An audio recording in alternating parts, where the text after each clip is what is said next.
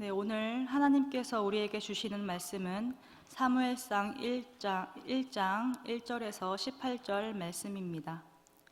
제가 보는 성경으로 구약 407페이지입니다.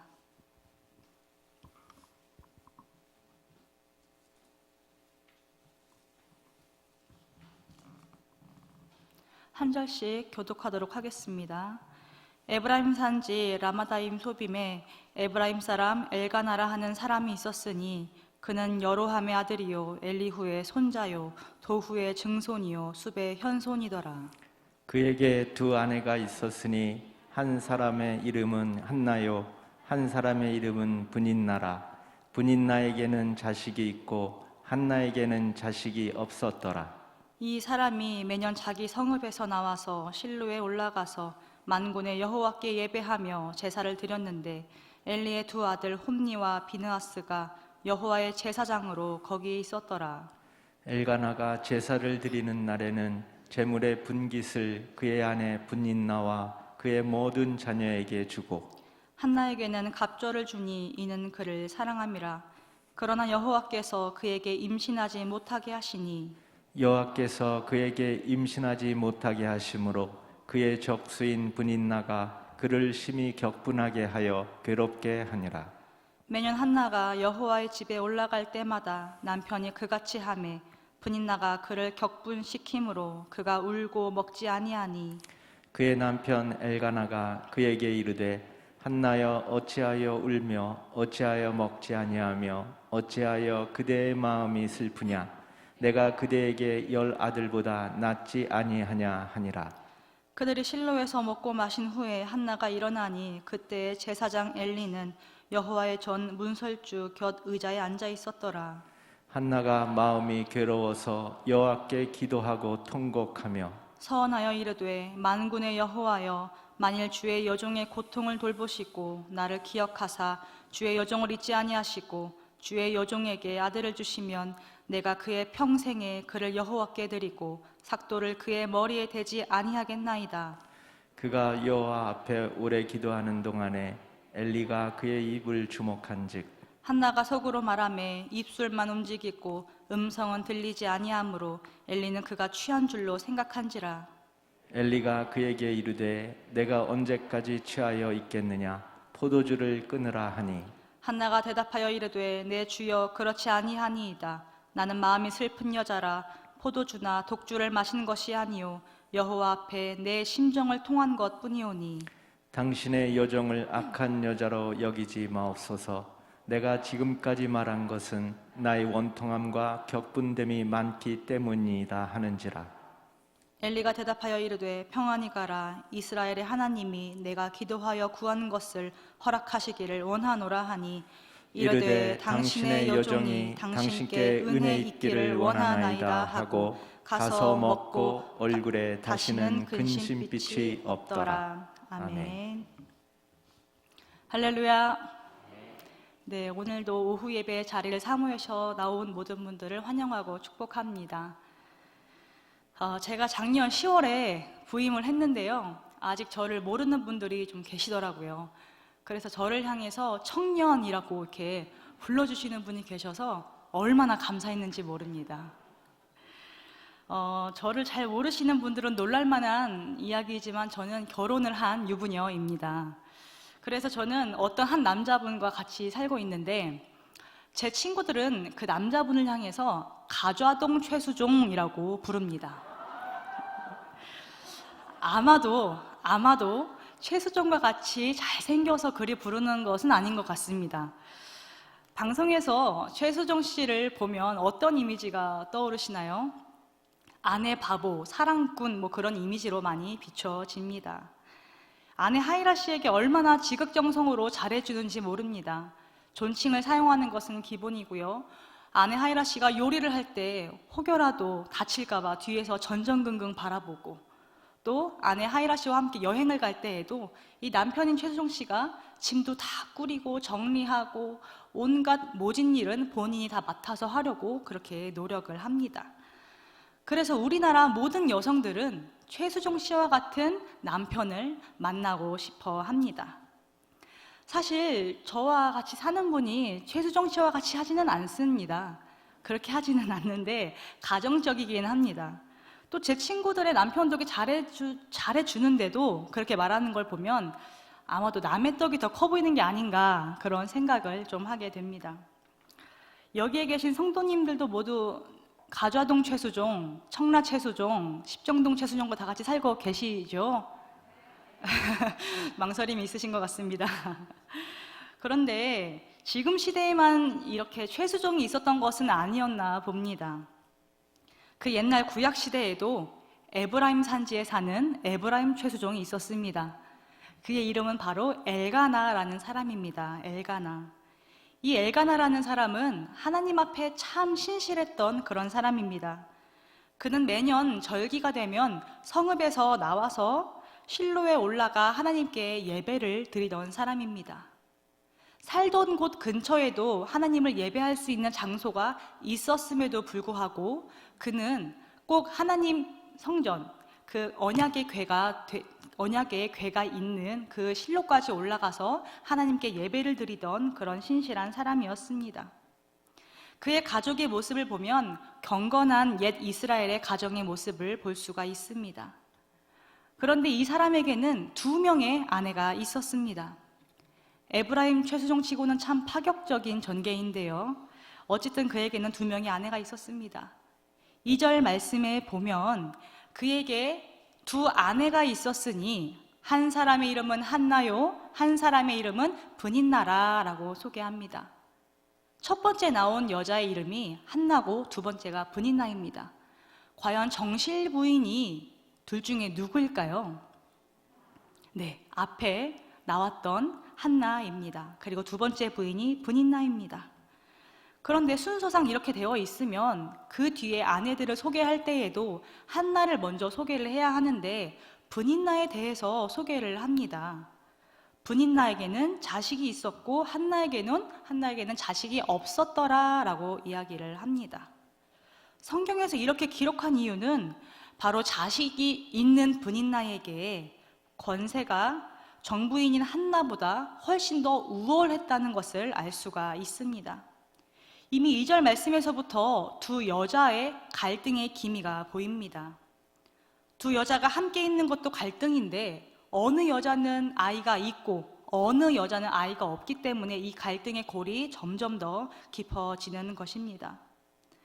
엘가나가 제사를 드리고 오는 날에는 그 제사의 분깃을 가족들과 함께 나눠 먹었는데 브닛나와 그 자녀들에게 나눠주고 그리고 한나에게는 갑절로 더 좋은 것을 줬다고 성경은 말씀하고 있습니다.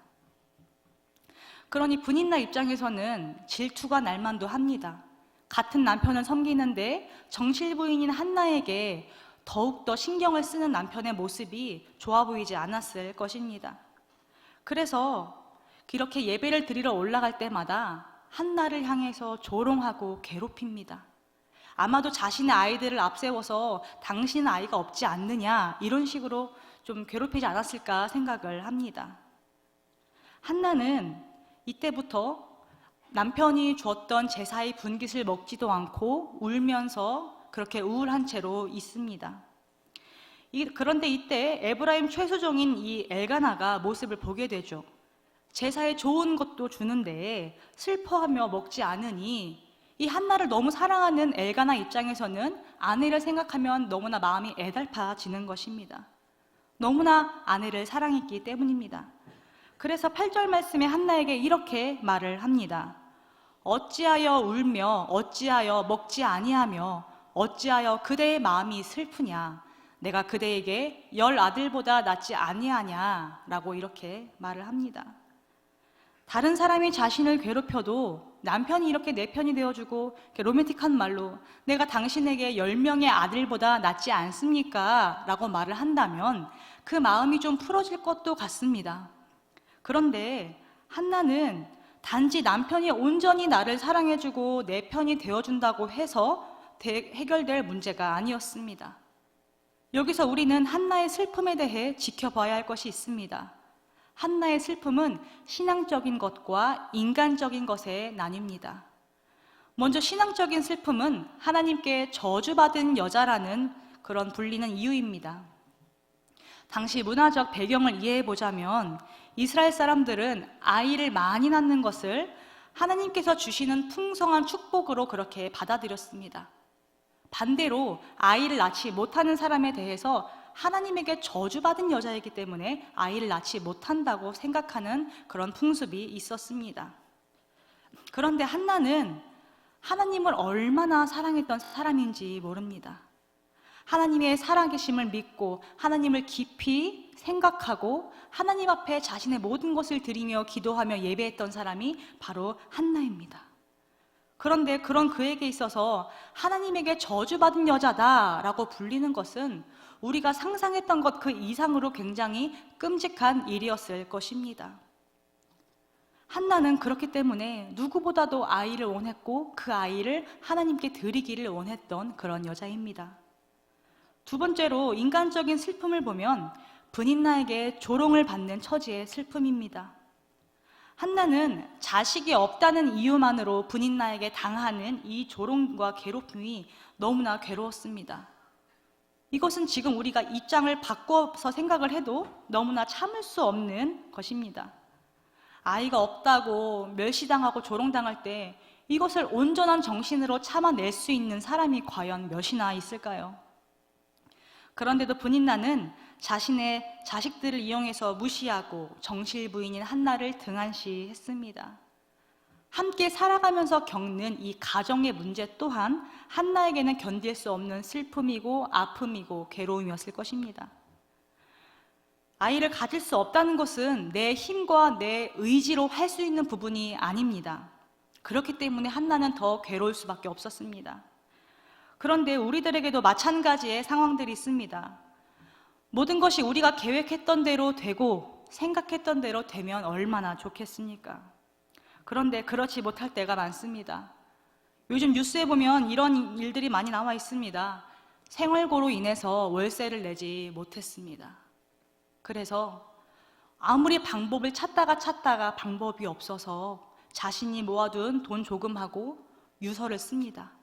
집주인에게 죄송합니다 이 한마디를 남기고 자녀와 함께 목숨을 끊는 그런 안타까운 일도 일어났었습니다. 만약에 모든 것이 우리의 생각대로 되어진다면 얼마나 간단하게 해결될 문제일까요? 스스로가 해결할 수 없는 것을 알기 때문에 괴로움에 몸부림치다가 생을 마감하게 되는 사람들이 너무나도 많습니다. 그런데 우리에게는 견디기 힘든 삶의 문제들이 또 있습니다. 사업의 문제, 물질의 문제, 자녀의 문제, 질병의 문제들이 있습니다. 사업이 잘 풀리지 않아서 고통받고 물질이 없어서 고민하고 물질 때문에 싸우고 물질 때문에 한숨만 나옵니다. 자녀 문제 또한 그렇습니다. 아이를 한참 키울 때에는 이 아이의 진로를 놓고 고민을 합니다. 과연 이 아이가 뭐가 되려고 이렇게 태평하게 있나? 자기 밥벌이는 할 수 있을까부터 시작해서 아이의 신앙생활, 아이의 취업과 결혼생활, 이 모든 것들이 걱정거리를 똘똘 뭉쳐서 우리를 머리 아프게 합니다. 과연 이렇게 물질이나 자녀의 문제가 내 뜻대로, 내 마음대로 바꿀 수 있는 분야일까요? 그런데 이것보다 더 심각한 문제가 있습니다. 그것은 바로 질병의 문제입니다. 사람의 생과 사는 하나님에게 달렸기 때문에 이 질병의 문제는 우리가 어떻게 할 수가 없는 그러한 문제입니다. 제가 4살 무렵에 저희 아버지가 몸이 아주 많이 아프셨습니다. 그때 당시에 3개월밖에 살 수 없다는 시한부 판정을 받으셨습니다. 그래서 제 어린 시절에 아버지의 모습을 떠올리면 저희 아버지는 항상 앉아서 주무셨던 것이 생각이 납니다. 왜냐하면 폐병으로 인해서 폐에 물과 피가 차서 누워서 자려고 하면 숨을 쉬지를 못하는 겁니다. 그래서 항상 앉아서 주무셨고 머리맡에 이런 큰 통을 두고 주무셨는데 그곳에 항상 피를 수시로 토하던 것이 생각이 납니다. 병원에 가도 살 수 있는 방법이 없고 약이 없으니까 집에서 마지막을 보내라고 합니다. 약도 줄 것이 없어서 비타민 몇 개 챙겨주면서 이거라도 위안 삼아서 조금 챙겨 먹으라고 그렇게 병원에서 보냈습니다. 수많은 병원을 다녀보고 몸에 좋다는 약도 다 먹어봤습니다. 민간요법도 해봤습니다. 그 몸에 좋다는 살아있는 누에, 이 손가락보다 더 큰 생누에도 먹어보기도 했지만 별 다른 차도가 없었습니다. 이렇게 저희 아버지는 야위어가고 몸에 질병이 약화되었습니다.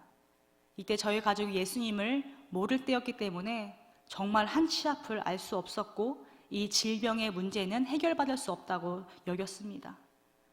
아픈 아버지로 인해서 생활고를 찾아온 것은 당연했고요. 우리의 삶은 정말로 막막했습니다. 저희 가정의 이 결말은 어떻게 되었을까요? 30초 후에 말씀드리도록 하겠습니다. 조금 있다가 다시 결말을 말씀드리도록 하겠습니다. 이렇게 자녀, 물질, 어느 것 하나 우리의 뜻대로 되는 것이 없습니다. 왜냐하면 이 모든 것은 하나님에게 달렸기 때문입니다. 한나가 슬픔과 고통 중에 있을 때에 취했던 한 가지의 자세가 있습니다. 그것은 바로 하나님 앞에 기도하는 일입니다. 그런데 한나의 기도는요, 단순한 기도가 아니었습니다. 10절 말씀에 보면 한나가 마음이 괴로워서 여호와께 기도하고 통곡하며 라고 말씀합니다. 한나가 자신의 뜻대로 될 수 없는 이 문제를 가지고 너무나 괴로워서 하나님 앞에 통곡을 하는 겁니다. 하나님 앞에 나의 모든 밑바닥까지 다 드러내 보이면서 하나님 앞에 매달리면서 통곡하며 기도하고 있는 것입니다. 그의 기도를 함께 들어보겠습니다. 11절 말씀을 한 목소리로 읽겠습니다. 시작. 서원하여 이르되 만군의 여호와여, 만일 주의 여종의 고통을 돌보시고 나를 기억하사 주의 여종을 잊지 아니하시고 주의 여종에게 아들을 주시면 내가 그의 평생에 그를 여호와께 드리고 삭도를 그의 머리에 대지 아니하겠나이다. 아멘. 여기서 주의 여종의 고통을 돌보시고, 여기서 돌보시고의 원어의 뜻을 보면 라라는 말입니다. 이것은 하나님 제발 여기 좀 보십시오라는 뜻을 담고 있습니다. 한나는 하나님 제발 여기 좀 봐주세요. 하나님, 저에게 아들이 없습니다. 하나님, 저에게 아들을 주시면 그 아들에게 머리에 삭도를 대지 않고 하나님께 드리겠습니다 라고 서원하고 있습니다. 단지 분인나에게 아이 없는 서러움 때문에 보복감에 나도 아이를 가져야지 이런 마음에 아이를 갖겠다고 했다면 하나님께 드리겠다라고 선뜻 말하지 못했을 것입니다. 그런데 한나는 정말로 하나님 앞에 저주받은 여자가 아니라 신실한 하나님의 종으로서 하나님께서 허락하신 아들을 주님께 드리겠다고 통곡하며 아주 간절하게 기도하고 있는 그의 모습을 볼 수가 있습니다. 한나가 아주 오랜 시간에 기도하고 있을 때에 엘리 제사장이 한나의 입술을 보니까 입술만 움직이고 음성이 들리지 않는 것입니다. 그래서 아주 이상하게 여겼습니다. 왜냐하면 이스라엘 사람들은 묵상 기도하는 것을 하지 않는 것으로 알려져 있기 때문입니다. 그래서 한나에게 말합니다. 너가 언제까지 취해 있을 것이냐, 한나야. 한나야, 독주를 끊어야 된다. 너 언제까지 취해 있을 것이냐. 그런데 한나가 이렇게 대답을 합니다. 15절 말씀에 한나가 대답하여 이르되 내 주여 그렇지 아니하나이다. 나는 마음이 슬픈 여자라 포도주나 독주를 마신 것이 아니요 여호와 앞에 내 심정을 통한 것뿐이오니. 한나는 취한 것이 아니라 나는 마음이 슬픈 여자입니다. 술을 마신 게 아니라 여호와 앞에 심정을 통했습니다 라고 말합니다. 여기서 우리가 주목해야 할 것은 심정을 통한 것뿐이다 라는 말에 주목할 필요가 있습니다. 이 통하다라는 말을 원어로 직역하면 그리고 내가 나의 마음을 쏟아 부었다라고 직역합니다. 마음을 쏟아 부었다라고 직역을 합니다. 쉬운 성경이나 세번역 성경에서는 쏟아 부었다라고 그렇게 번역이 되어 있습니다. 하나님 앞에 내 마음을 쏟아 붓는 이 한나의 모습이 하나님 보시기에 얼마나 바람직해 보였을까요? 이후로 엘리 제사장이 지나가는 상투적인 인사로 말합니다. 그래, 평안히 가라. 하나님께서 너가 구한 것을 허락하시기를 원하노라. 이렇게 이야기를 합니다. 그리고 18절에 당신의 여종이 당신께 은혜 있기를 원합니다 하고 가서 다시는 얼굴에 근식빛이 없더라 라고 말씀합니다. 한나가 기도하고요, 엘리 제사장의 상투적인 인사적인 그런 인사를 받고 나서 그에게 근심이 사라졌다는 겁니다. 한나가 그토록 자녀 없는 문제로 괴롭고 힘들었던 사람인데 하나님에게 쏟아붓고 난 이후에 그에게 근심빛이 사라졌습니다. 어떻게 된 일일까요? 자신의 구할 바를 모두 다 구하고 털어놓고 하나님의 뜻에 맡겼기 때문입니다. 단순하게 한 번의 기도로 구하고 만 것이 아니라 자신의 모든 것을 걸고 하나님께 믿고 구했으니 하나님에게 그 뜻을 맡겨드리는 것입니다. 사실 여기에는 비밀이 한 가지 있습니다. 5절에 보면 여호와께서 그에게 임신하지 못하게 하시니 라고 합니다. 이어서 6절 말씀에 다시 한번 강조해서 여호와께서 그에게 임신하지 못하게 하심으로 이렇게 두 번이나 여호와께서 한나의 태를 일부러 닫으셔서 임신하지 못하게 하셨다는 겁니다. 그 이유가 무엇일까요? 그 이유는 한나가 저주받아서가 아니라 하나님이 한나를 통해 숨겨진 큰 뜻이 있기 때문입니다. 한나는 기도 후에 얼마 안 있다가 임신을 하게 됩니다. 그리고 그가 낳은 사람이 누구인 줄 아십니까? 오늘 본문인 성경의 제목을 보면 알 수가 있습니까? 누구일까요? 네, 사무엘입니다. 사무엘 선지자입니다. 하나님을 사랑하고 하나님 앞에 모든 것을 쏟아부을 줄 아는 이 신실한 한나를 통해서 정말로 경건하고 영적인 지도자로 손꼽히는 사무엘을 낳게 되는 축복의 통로로 하나님께서 사용하여 주신 것입니다. 우린 여기서 한나를 통해서 배울 것이 있습니다.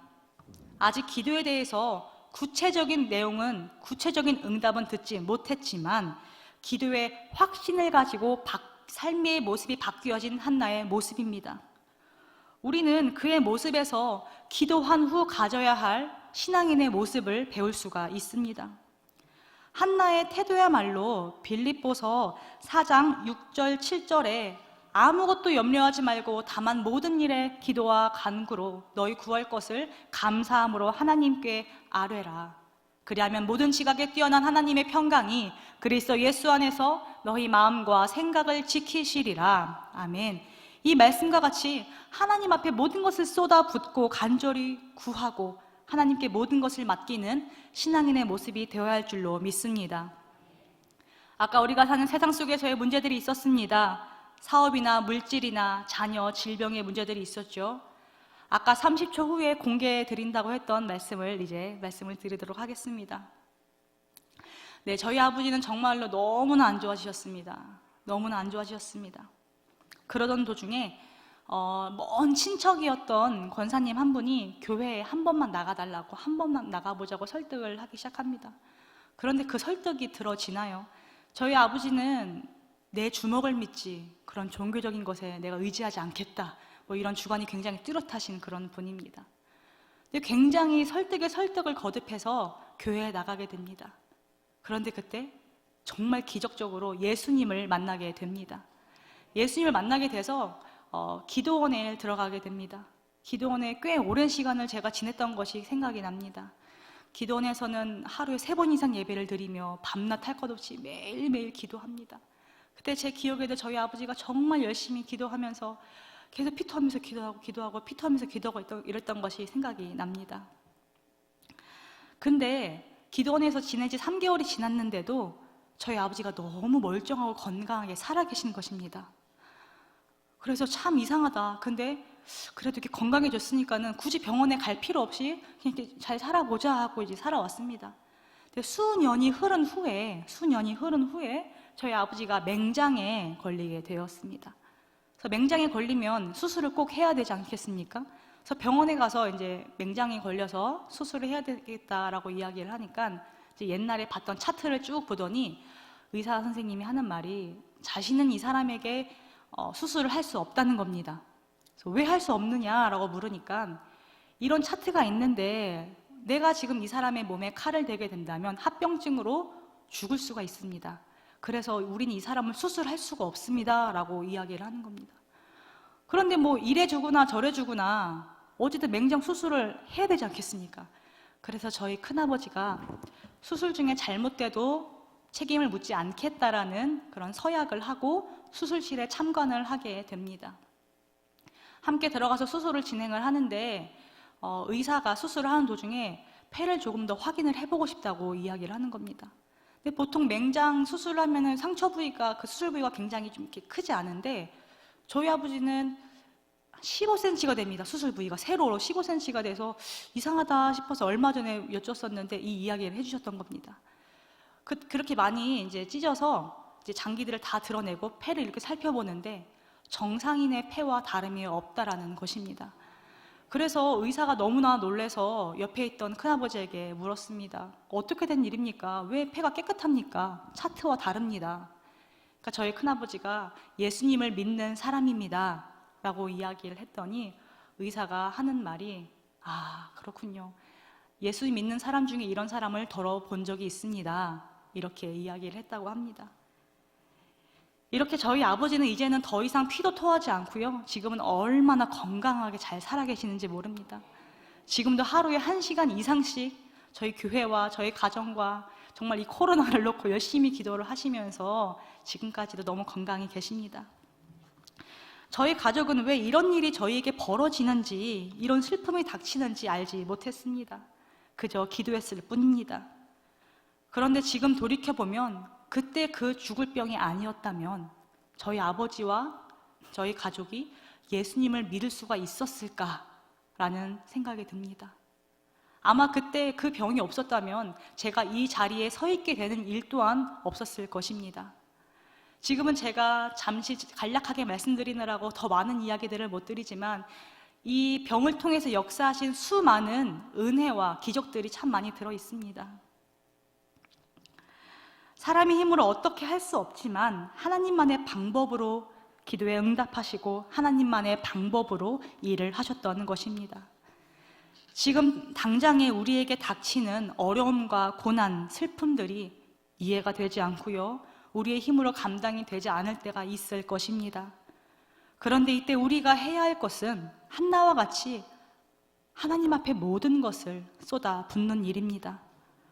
우리는요, 하나님 앞에 쏟아 붓기만 하면 됩니다. 우리가 하나님 앞에 쏟아 부을 때에 하나님께서 더 크고 비밀한 그 방법으로 우리의 모든 일을 책임져 주시고 인도해 주실 것입니다. 이것을 믿음으로 살아가는 우리 귀한 과자 공동체 되기를 간절히 소망합니다. 기도하시겠습니다. 사랑의 하나님, 감사합니다. 연약한 저희들을 불러주시고 주님의 자녀 삼아주시고 주님 앞에 우리의 모든 것을 쏟아 부을 수 있는 자녀의 특권을 주시니 참 감사합니다. 하나님, 세상에는 우리의 지혜와 능으로 할 수 있는 것이 적음을 고백합니다. 우리의 한계를 느낄 때마다 하나님을 찾을 수 있는 은혜를 허락하여 주시고 하나님 앞에 우리 안에 모든 것을 쏟아붓고 하나님의 깊으시고 선한 뜻을 감사함으로 기다리는 믿음 허락하여 주시옵소서. 온전히 우리의 삶을 주님께 맡깁니다. 주님만이 우리의 주인이 되시며 기쁨이 되십니다. 영광 중에 계신 그 주님을 찬양합니다. 감사합니다. 사랑이 많으신 예수님 이름으로 기도드립니다. 아멘.